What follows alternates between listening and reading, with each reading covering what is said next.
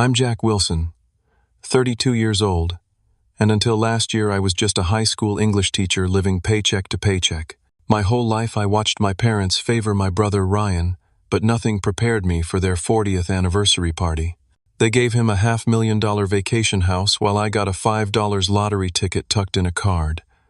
The universe has a sense of humor, though that ticket won me $134 million.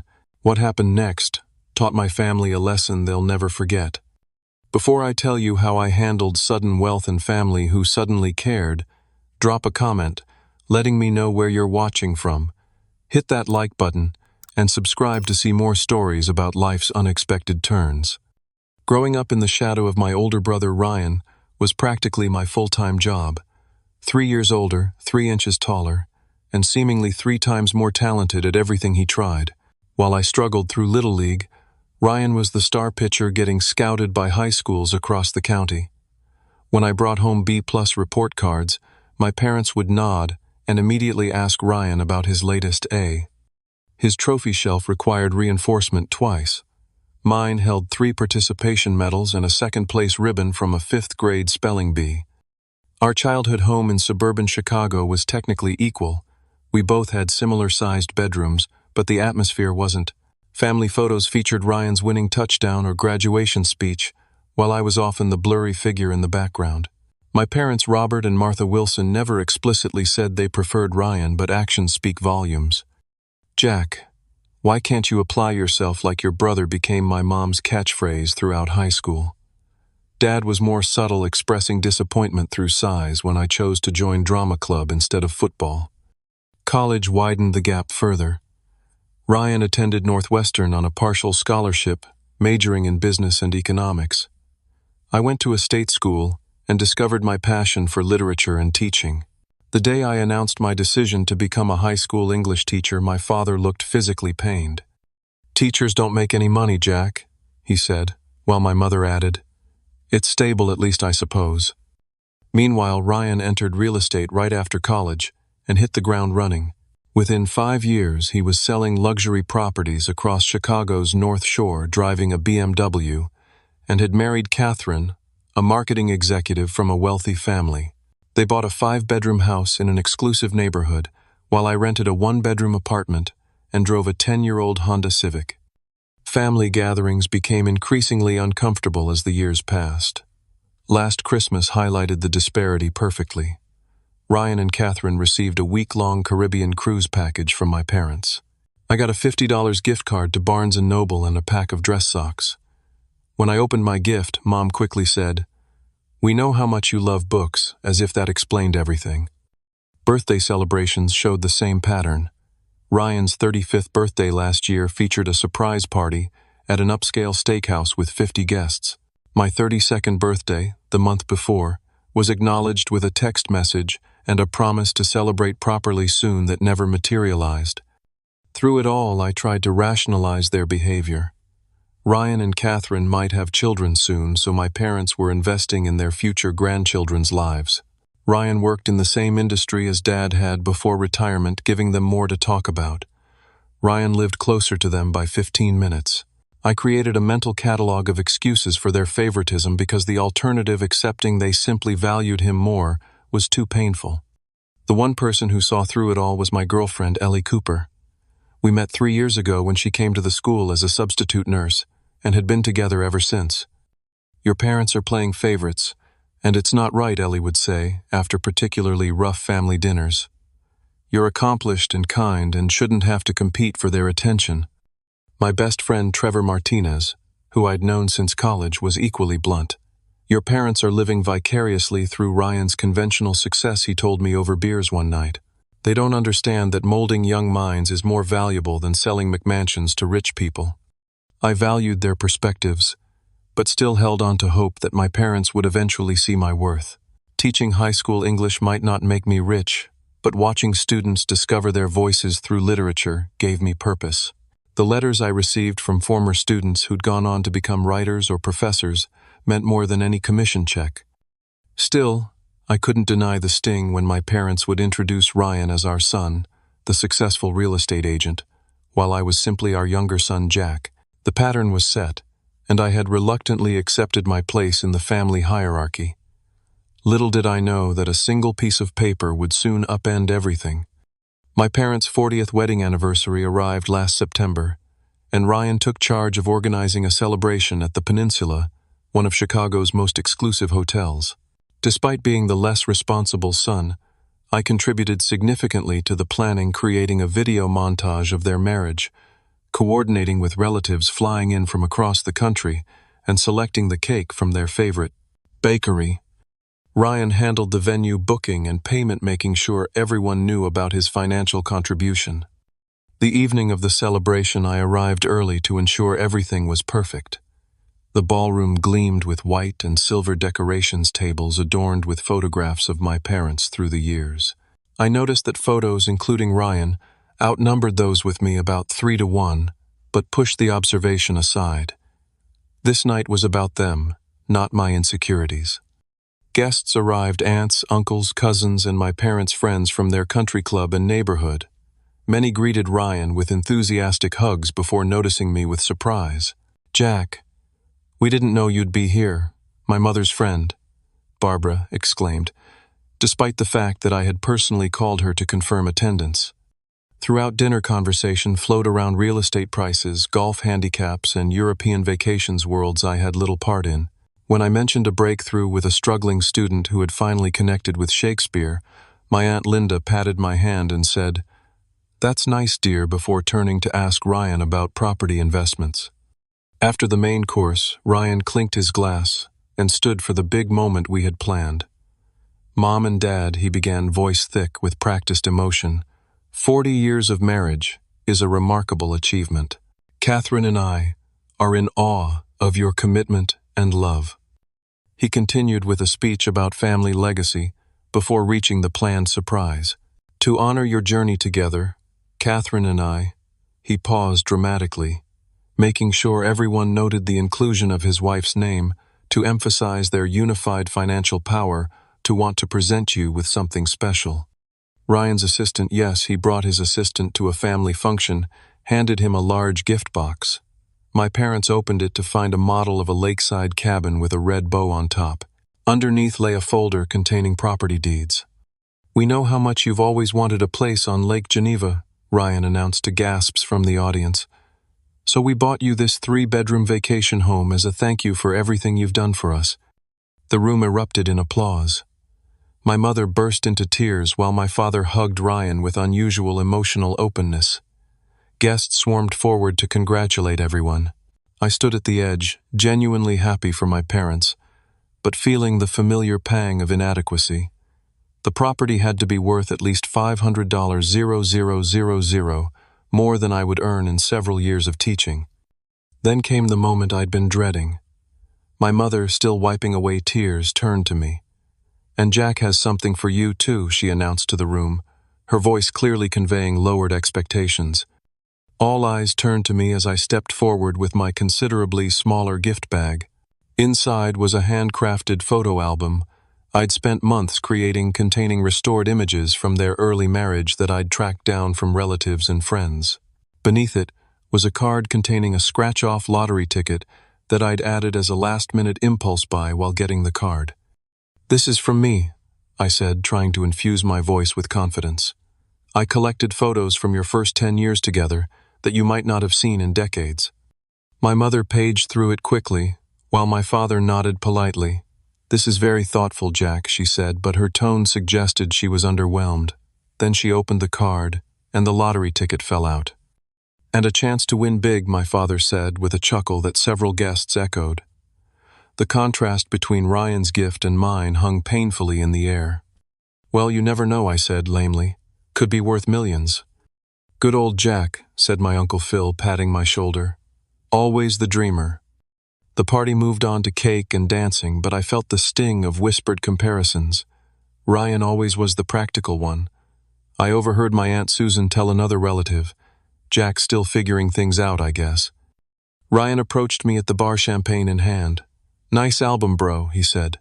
"Very you." "Thanks," I replied, unable to muster enthusiasm. "The house is incredible. They'll love it." Let me know if you ever want to use it too, he offered magnanimously. Family vacation or something. Before I could respond, our mother called him away to meet some friends, leaving me alone again. I texted Ellie, who couldn't attend due to a night shift at the hospital. How bad is it? She replied. Ryan gave them a vacation house. I gave them a photo album and a lottery ticket. I'm so sorry, Jack. Their loss for not appreciating your thoughtfulness. Want me to come over after my shift? I declined, knowing she'd be exhausted, and made my excuses to leave the party early. No one seemed particularly disappointed by my departure. Driving home to my apartment, I felt a complex mix of emotions: love for my parents, hurt at their obvious favoritism, and a gnawing question about whether I would ever measure up in their eyes. The lottery ticket sat forgotten in my jacket pocket, seemingly worthless but destined to change everything. The morning after the anniversary party, I woke up feeling emotionally drained, calling in sick to work, something I rarely did. I spent the morning in a fog of self-pity and Netflix.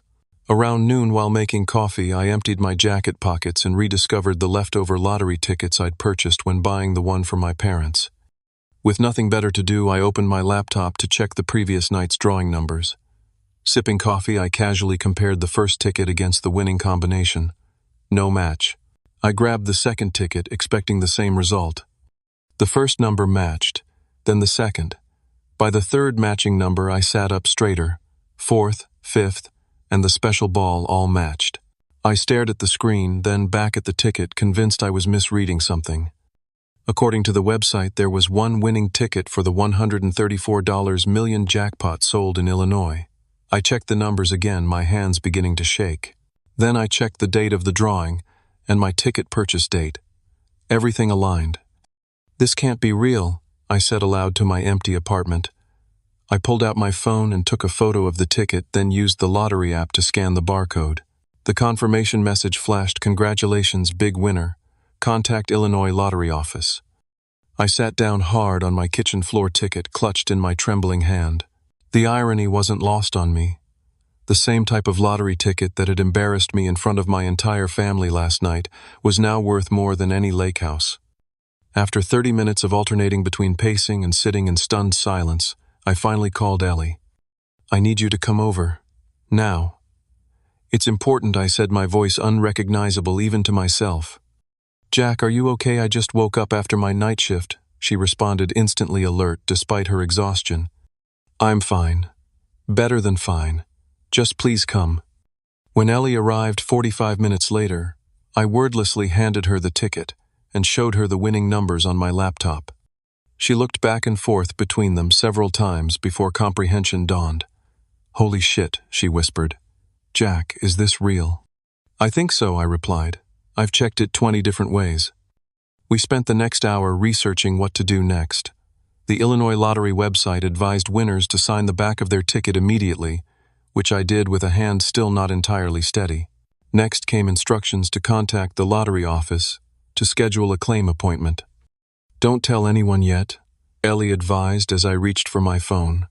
"Not until you speak with professionals." She was right. News articles about lottery winners were filled with cautionary tales of people who announced their winnings prematurely, only to be hounded by distant relatives, scammers, and financial predators. That afternoon, I made 2 calls. The first was to the Illinois Lottery Commission, which confirmed I needed to come in person to their headquarters with ID and the original ticket. The second was to a financial advisor Ellie's father had recommended years ago when she received a small inheritance. The advisor, James Kendrick, agreed to meet me the following morning after I emphasized the urgency without specifying details. That night, Ellie stayed over both of us, barely sleeping as we whispered about possibilities until dawn. The next day brought a whirlwind of activity. James was professionally stoic when I revealed the winning ticket, though a slight widening of his eyes betrayed his surprise. "This changes everything in your financial life," he stated plainly. "Before you claim the prize, we need to discuss several things." Over the next 3 hours, he outlined critical decisions I needed to make. The first was whether to take the lump sum or annuity payments. The lump sum would be significantly less than the advertised $134 million, about $82.3 million before taxes, while the annuity would pay the full amount over 30 years. After federal and state taxes, a lump sum would leave you with approximately $49 million, James explained. Annual payments would give you more in total but spread over decades. We discussed the pros and cons of each option, considering investment opportunities, inflation, and my personal plans. Eventually, I decided on the lump sum, preferring to have control over the entire amount immediately. Next came a crash course in wealth management, trusts, investment strategies, asset protection, and philanthropy. By lunch, my head was spinning with new terminology and concepts. You should consider establishing anonymity if possible, James advised. Illinois is unfortunately not a state that allows lottery winners to remain anonymous by default, but we can create a trust or entity to provide some protection. After the meeting, I met with a lawyer James recommended who specialized in sudden wealth. She began drafting necessary documents while I scheduled my appointment with the Lottery Commission for the following week. That evening, Ellie and I sat on my balcony, the magnitude of the change still sinking in. "Are you going to tell your family?" she asked, the question I'd been avoiding all day. "Eventually," I replied, "but not yet. I need time to process this myself first." "They're going to be shocked," she said with a small smile, "especially after they gave me that pitying look when I gave them a lottery ticket as part of their gift." Yeah. The irony of the situation hit me anew. You know what's crazy? If they had scratched their ticket during the party instead of dismissing it, they might have won instead of me. I bought them from the same roll at the convenience store. That night I called Trevor, swearing him to secrecy before sharing my news. "Dude" was all he could say for several moments. "Dude." "I know. So what are you going to do about your family?" he asked after recovering from the shock. "I don't know yet," I admitted. "Part of me wants to show up to Sunday dinner in a Lamborghini just to see their faces. Another part wants to never tell them at all." "Take your time figuring it out," Trevor advised. "This is life-changing money. Don't make decisions based on emotion." As I lay in bed that night, lottery tickets secured in a fireproof safe I'd purchased that afternoon, I couldn't help reflecting on how differently my parents might have treated me if I'd been the financially successful son all along. The thought left a bitter taste in my mouth, but also sparked a determination to use this unexpected fortune wisely, both financially and emotionally. The week following my discovery passed in a blur of appointments and planning. I took a leave of absence from school, citing a family emergency that wasn't entirely untrue. My principal was understanding, and my students were left in the capable hands of a long-term substitute. After confirming my win at the lottery headquarters, a surreal experience involving security escorts and multiple verifications, I assembled a team of professionals to help navigate my new reality. Besides James, the financial advisor, I hired Patricia, an estate attorney, Michael, a tax specialist, and somewhat unexpectedly, Dr. Landry, a psychologist who specialized in significant life transitions. "Sudden wealth syndrome is real," Dr. Landry explained during our first session. "Many lottery winners experience anxiety, guilt, paranoia, and identity crises. Some even end up worse off than before." "I'm already feeling it," I admitted. "Yesterday I spent 20 minutes staring at toothpaste in the store, suddenly questioning if I should be buying some luxury brand instead of my usual one." We established weekly sessions to work through the psychological aspects of my windfall, particularly regarding my family dynamics. Dr. Landry helped me see that my newfound wealth couldn't heal old wounds, only honest communication and boundary setting could do that. Meanwhile, James and his team created a comprehensive financial plan. We established a revocable living trust to hold my assets, investment portfolios diversified across various sectors, and a charitable foundation to manage philanthropic giving. Wealth preservation is as important as wealth growth, James emphasized during our strategy sessions. Our goal is ensuring you never have to worry about money again, while allowing you to make a positive impact. I decided to allocate my winnings roughly into thirds: 1/3 for secure investments to generate reliable income, 1/3 for higher risk investments with growth potential, and 1/3 for personal use and charitable giving. My personal priorities were surprisingly modest. After years of financial stress, I mainly wanted security and freedom, I planned to buy a comfortable but not ostentatious house, establish college funds for my future children, and create a foundation supporting literacy and education programs. As for my teaching career, I decided against quitting. Teaching gives me purpose, I explained to Ellie during one of our nightly discussions about the future. Money can't replace that feeling when a student finally connects with literature.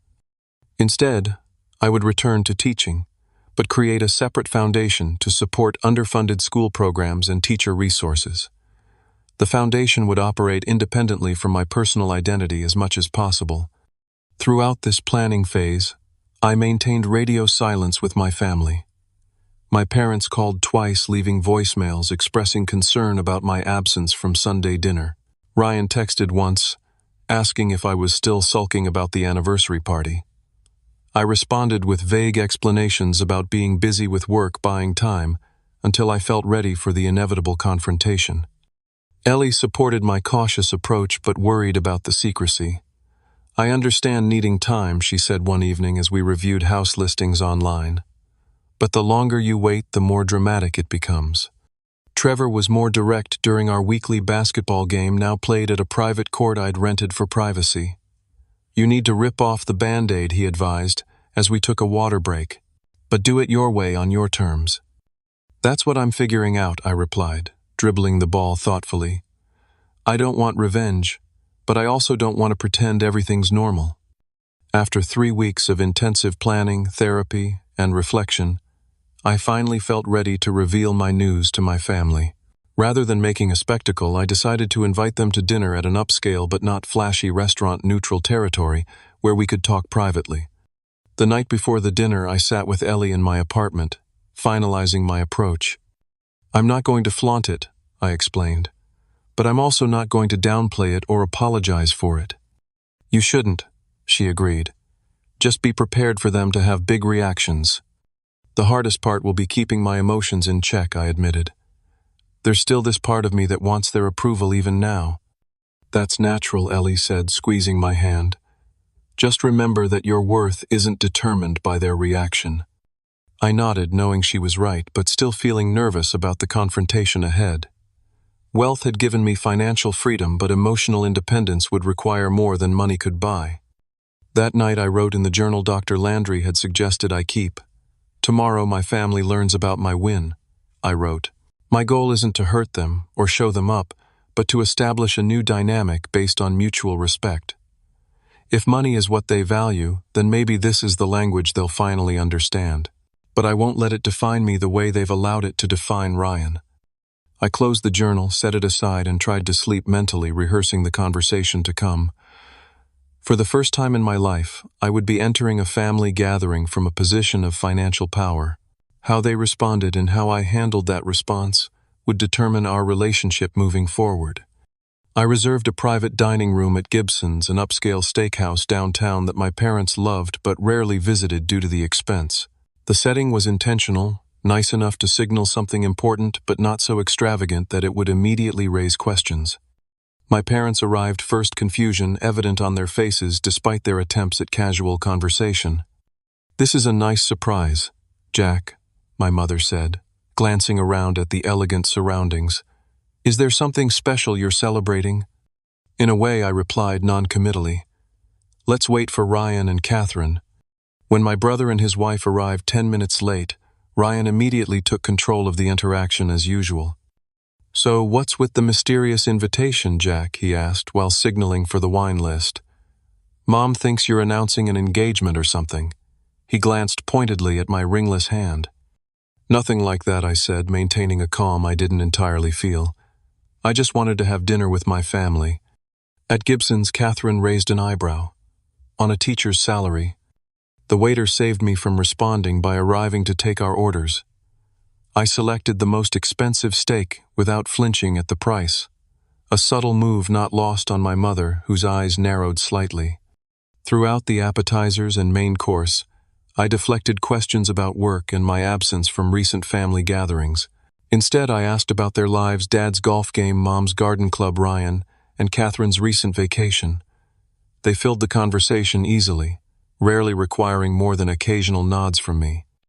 As dessert was served, my father finally addressed the elephant in the room. Jack, not that we don't appreciate the dinner, but what's this all about? It's not like you to be so extravagant." The moment had arrived. I took a sip of water, set down my glass, and spoke as casually as I could manage. "Do you remember that lottery ticket I included in your anniversary gift?" My mother's brow furrowed. "The scratch-off, I don't think we've gotten around to checking it yet." "Not that one," I clarified. "I'm talking about the other lottery tickets I bought that same day." Ryan snorted. "Please tell me you didn't waste your paycheck on lottery tickets." Actually, I continued maintaining eye contact with my brother. "I bought 3 tickets. The one I gave you and 2 I kept for myself." I reached into my jacket pocket and withdrew a folded newspaper, clipping about the recent lottery winner in Illinois. I placed it on the table and slid it toward my parents. One of my tickets matched all the numbers. 4 pairs of eyes stared at me in disbelief. "You're joking," my father said flatly. "I'm not." I pulled out my phone and showed them the photo of me at the lottery headquarters, oversized check in hand. I won $134 million. After taxes and choosing the lump sum option, I received just under $49 million 2 weeks ago. The silence that followed was deafening. My mother's hand flew to her mouth. My father's face paled. Catherine froze with her dessert fork midway to her mouth. Ryan's expression cycled rapidly through disbelief, shock, and something that looked remarkably like envy. You won the lottery," my mother finally stammered. "Our Jack." The possessive pronoun stung more than it should have. I'd been their Jack for years, their disappointing, underachieving Jack. "Yes," I replied simply. "I've spent the past few weeks getting financial and legal advice before making any announcements." "Why didn't you tell us immediately?" my father demanded, a hint of hurt in his voice that surprised me. "I needed time to process it myself," I explained. "It's a lot to take in." "This is incredible," my mother said, reaching across to squeeze my hand. Her eyes shone with what might have been tears. "We're so happy for you, honey." Ryan finally found his voice. "Well, damn, little brother. Talk about dumb luck." His attempt at humor fell flat, the bitterness evident beneath. "So what are you going to do?" Catherine asked, her tone suddenly warm with interest. "Quit teaching. Buy a mansion." "I'm taking a temporary leave from teaching, but plan to return. I've bought a house, nothing extravagant, but in a nice neighborhood. Most of the money is being professionally managed for investments and charitable giving." "Smart." My father nodded approvingly, adopting the tone he usually reserved for Ryan's business decisions. "Very responsible approach." The conversation that followed was surreal. My parents hung on my every word as I explained some of my financial plans. Ryan alternated between forced congratulations and thinly veiled attempts to establish his continued superiority. "Money's great, but it can't buy the relationships I've built in my business." As coffee was served, my mother broached the subject I'd been waiting for. "You know, Jack, this is wonderful timing. Your father and I were just talking about some renovations we'd like to do on the house. Nothing major, just updating the kitchen and bathrooms." I met her gaze steadily. "That sounds like a nice project." She waited for me to offer financial assistance. When I didn't, she continued awkwardly, "The estimates were a bit higher than we expected." "Contractors always charge more than initial quotes," I replied neutrally. "Ryan probably has some good contacts in the industry who could help." The deflection was deliberate. Ryan shifted uncomfortably in his seat. As the evening concluded, I paid the considerable bill without comment. Outside the restaurant, my mother hugged me tightly. "We should have a family meeting soon," she suggested, "to discuss everything." "That sounds fine," I agreed noncommittally. "I'll check my calendar." Ryan pulled me aside while our parents waited for the valet. "So you're a millionaire now," he said, his voice a complex mixture of emotions. "Guess you won't be needing any more hand-me-downs."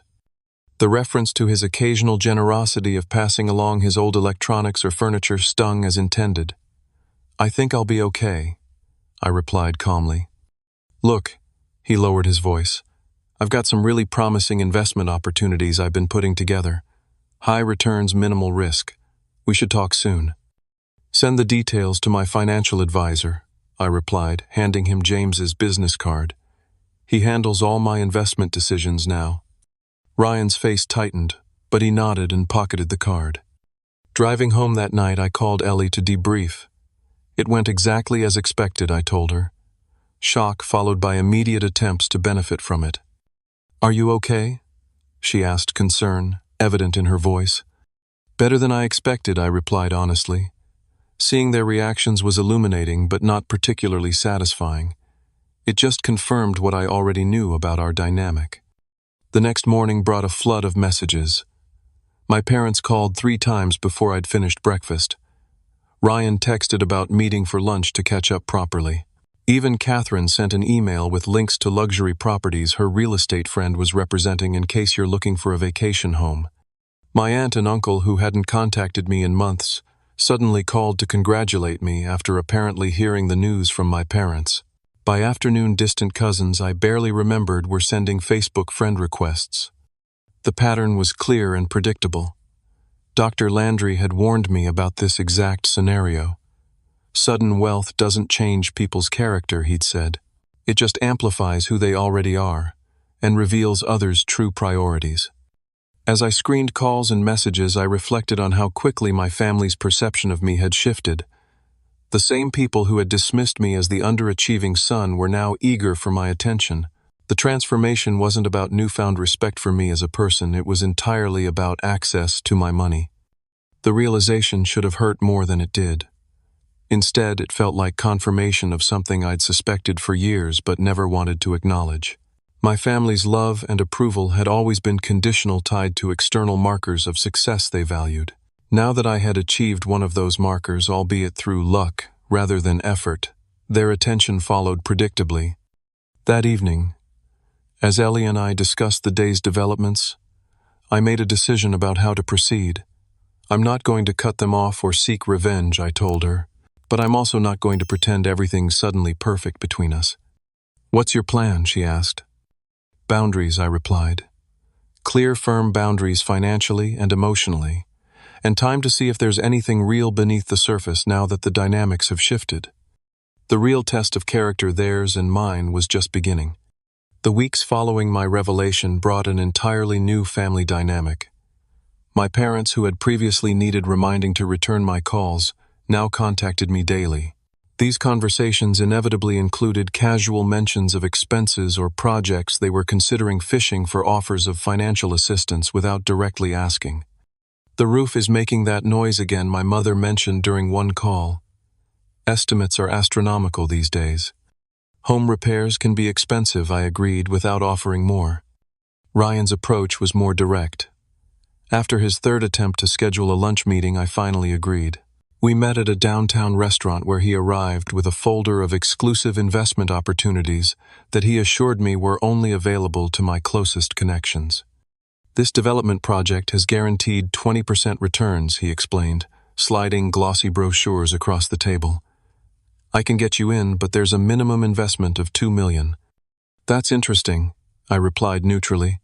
"What's your stake in the project?" Ryan hesitated. "I'm not personally invested yet, but I'm working with the developers closely. They offer finder's fees for bringing in capital. So you'd get a commission?" "If I invested," I clarified. His expression tightened. "It's a standard arrangement, Jack. I'm trying to help you here. Money sitting in bank accounts doesn't grow."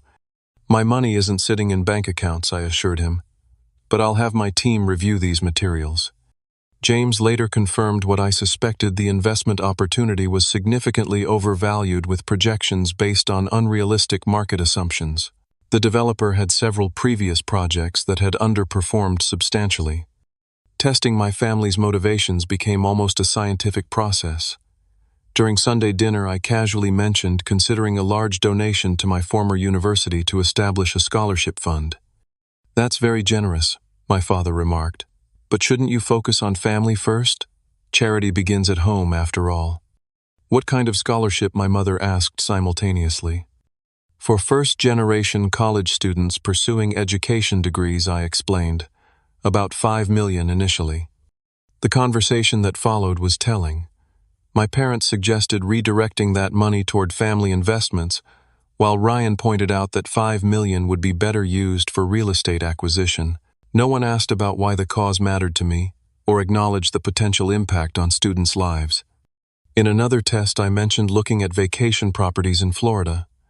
Within hours, Catherine texted me listings from her colleague, who specializes in luxury vacation homes and could offer exclusive access.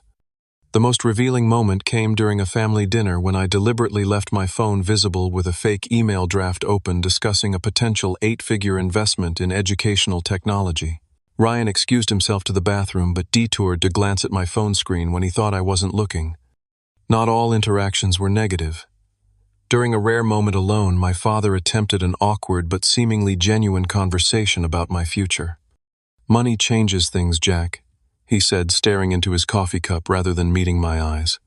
"Your mother and I worry about people taking advantage of you. You've always been more trusting than your brother." The concern would have been touching if it hadn't been followed by suggestions about consolidating my assets with their financial advisor, a longtime family friend who had mismanaged their retirement funds years earlier. 3 weeks after my revelation, Ryan requested a private meeting. We met at a quiet bar where he ordered scotch and seemed uncharacteristically nervous. "I owe you an apology," he began, surprising me. "I haven't been the best brother lately. Lately I couldn't help asking." He winced. "Fair enough. For a long time then." Ryan admitted feeling threatened by my sudden financial success. "I've built my identity around being the successful one," he confessed after his second drink. "It's messed up, but seeing you suddenly have more money than I'll ever make, it's been an adjustment." The honesty was refreshing, and for a moment I glimpsed the brother I'd wanted growing up, but the moment passed quickly. "So I've been thinking," he continued, signaling for another round. "You know, I've been looking to expand my business. With the right capital investment, I could double my client base within a year." And there it was, the real purpose of the meeting. The apology was merely prelude to another request for money. "How much are you thinking?" I asked, more curious than offended. $2 million would be ideal," he replied without hesitation. "I'd make you a partner, of course. Silent or active, your choice." "I'll think about it," I said non-committally. He studied my face. "That's what you say to all our investment suggestions. Have you actually considered any of them?" "I consider everything carefully now," I replied truthfully. "It's what wealth management requires." Ryan's expression hardened slightly. "Families should be different. We're not just random investment opportunities." "No," I agreed. "You're not." The conversation ended shortly after, both of us aware of the unspoken tension. I wasn't rejecting him outright, but neither was I giving him the easy access to my finances he clearly expected. My parents' approach evolved as weeks passed without financial assistance materializing. They invited me to their home for a special dinner, just the three of us, a rare occurrence before my lottery win. The evening began pleasantly enough with my mother preparing my favorite childhood meals. The atmosphere was warm but tinged with anticipation, like actors waiting for a cue. After dessert, my father cleared his throat. "Jack, we've been thinking a lot about family lately, about mistakes we might have made along the way." My mother nodded, reaching for my hand across the table. "We may not have always shown it properly, but we're so proud of the man you've become." The words I'd longed to hear for decades finally came, prompted not by recognition of my character or achievements, but by my bank account balance. "We know things haven't always been equal between you and Ryan," my father continued. "We probably favored him in ways we didn't realize at the time." "It wasn't intentional," my mother added quickly. "Ryan was just so demanding of attention. You were always our quiet, self-sufficient one." I listened without interrupting, noting how their revised family history painted their favoritism as almost a compliment to my independence, rather than the neglect it had often felt like. Eventually, my father reached the purpose of the evening. "We've been thinking about our retirement. The market hasn't been kind to our investments, and medical costs keep rising." "Dad's knee replacement isn't fully covered by insurance," my mother interjected, "and we've been postponing some necessary home repairs." They weren't directly asking for money, not yet, but the implication hung heavy in the air. "That sounds stressful," I acknowledged. Have you spoken with a financial advisor about restructuring your retirement accounts? They exchanged glances clearly, hoping for a more direct offer of assistance. When none came, my father shifted tactics. We've also been thinking about family trips, he said brightly. Perhaps renting a large house somewhere tropical where everyone could gather. You, us, Ryan, and Catherine. That could be nice sometime, I replied neutrally. The evening ended with warm hugs, but palpable disappointment. As I drove home, I reflected on how money had altered our family dynamic, but not fundamentally changed it. The same patterns persisted: expectations, conditional approval, subtle manipulations, just with new financial dimensions. Dr. Landry had warned me this would be the hardest phase: seeing clearly, without becoming cynical, setting boundaries, without burning bridges. The goal isn't punishment, he'd reminded me. It's establishing healthy relationships based on mutual respect. That night I updated my journal with observations from the evening and my evolving thoughts about family wealth and authenticity. The lottery hadn't created our family's dysfunction. It had merely illuminated patterns that had always existed beneath the surface. The real question now was whether those patterns could change, or if money would remain the primary lens through which my family viewed me. And perhaps more importantly, whether I could finally find peace regardless of their answer. 6 months after winning the lottery, my life had transformed in ways both expected and surprising. The initial shock had faded, replaced by a new normal that incorporated wealth without being defined by it. I'd returned to teaching, finding renewed purpose in my classroom. My students knew something had changed. The new car in the teacher's parking lot was a giveaway, but respected my privacy. After a brief, honest explanation, I came into some money and am grateful to still be doing what I love. My relationship with Ellie deepened through the challenges. She remained the same compassionate, grounded person she'd always been, never once asking for extravagant gifts or lifestyle changes. When I surprised her with a modest but beautiful engagement ring, her tearful yes had nothing to do with my bank account. Trevor remained my loyal confidant, accepting only one gift: help with his mother's medical bills when her insurance denied coverage for an experimental treatment. This is what wealth is for, he told me when I insisted. Helping people you care about when systems fail them. The most complex evolution was with my family. After months of maintaining polite but firm boundaries, I invited them to my new home, a comfortable 4-bedroom house in a good neighborhood.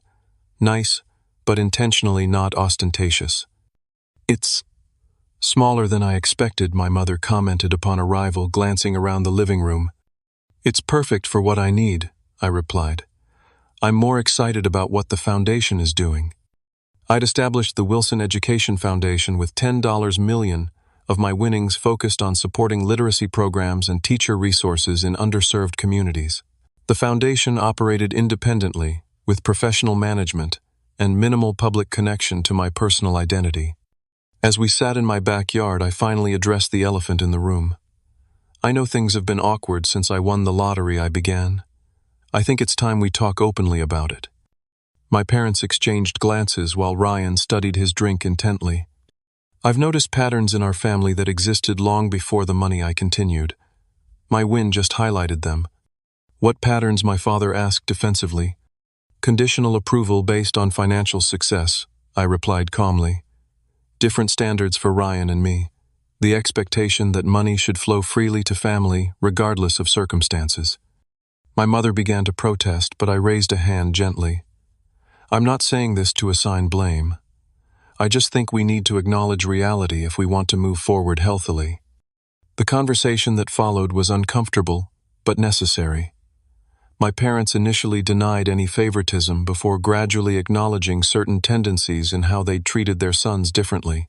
Ryan admitted feeling pressured to maintain his successful image and resentful of my sudden financial advantage.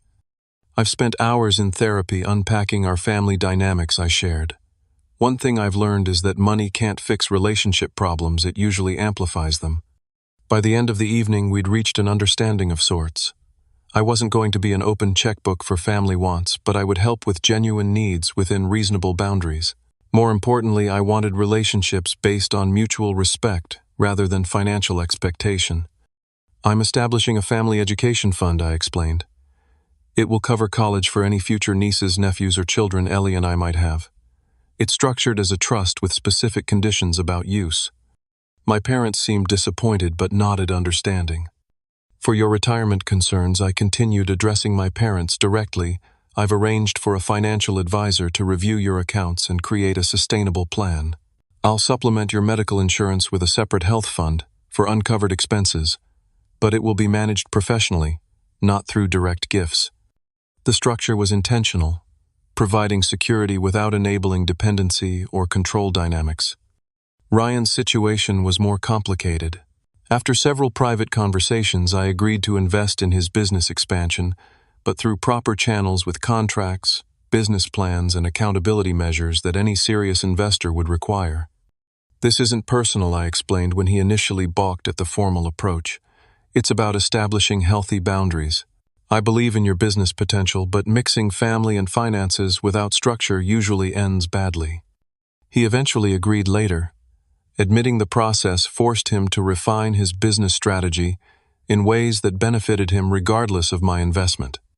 Beyond my immediate family, I found purpose in thoughtful philanthropy.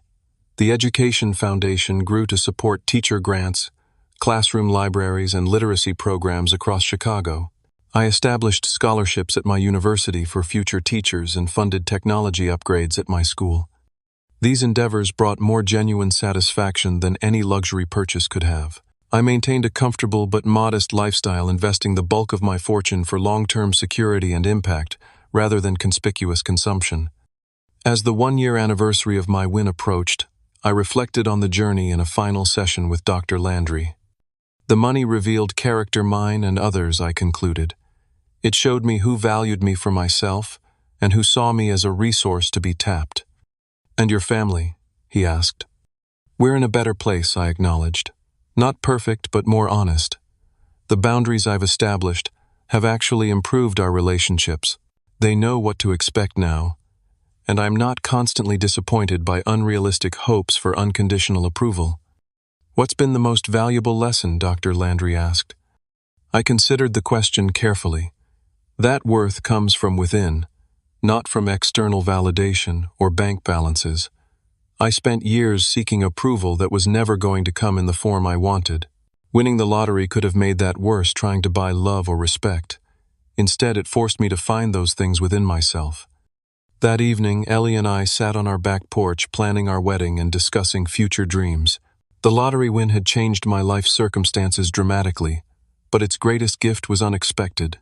The clarity to see relationships for what they truly were, and the courage to nurture healthy ones while setting boundaries around toxic patterns. I'm thinking about writing a book about the experience, I told Ellie.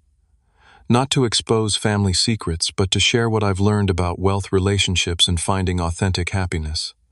"I think that could help a lot of people," she agreed, squeezing my hand. "Your story isn't really about money at all." She was right. The $134 million lottery win wasn't the most valuable thing I'd gained in the past year. The real prize was discovering my own worth, a lesson no amount of money could buy, but that, ironically, took financial wealth to teach me. As I watched the sunset from my backyard, I felt a peace that had nothing to do with my bank balance and everything to do with the journey of self-discovery the past year had prompted. The lottery ticket that had once embarrassed me in front of my family had ultimately given me something far more valuable than millions. It had given me clarity, confidence, and the chance to define success on my own terms. What lesson would you take from my story?